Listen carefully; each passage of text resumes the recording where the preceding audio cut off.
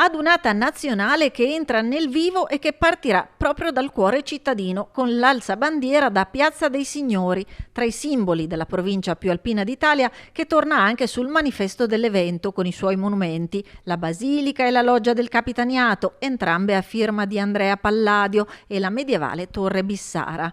Un passo in più verso l'accoglienza delle circa 400.000 penne nere che animeranno la città dal 10 al 12 maggio. È la costituzione dell'unità di progetto, struttura organizzativa che coinvolge più settori dell'amministrazione e che convoglia le forze in campo in maniera sinergica, dal comune alla provincia, alla questura, alla prefettura, alle società di servizi che si troveranno a gestire e coordinare la manifestazione. Dalle scuole, ma soprattutto i settori più stressati saranno quelli della mobilità.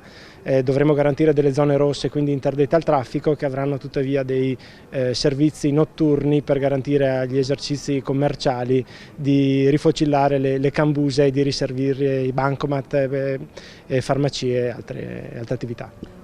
Ma intanto si delineano anche le linee guida per la grande macchina organizzativa. Nei giorni della Dunata ci sarà una zona rossa in centro, interdetta al traffico, per consentire lo svolgimento della manifestazione. Sarà previsto il potenziamento della raccolta rifiuti e il posizionamento di 200 vici chimici, e poi le scuole, che resteranno chiuse nella giornata del sabato, l'incremento dei servizi di sicurezza fino all'accoglienza, in cui saranno a disposizione 50 palestre.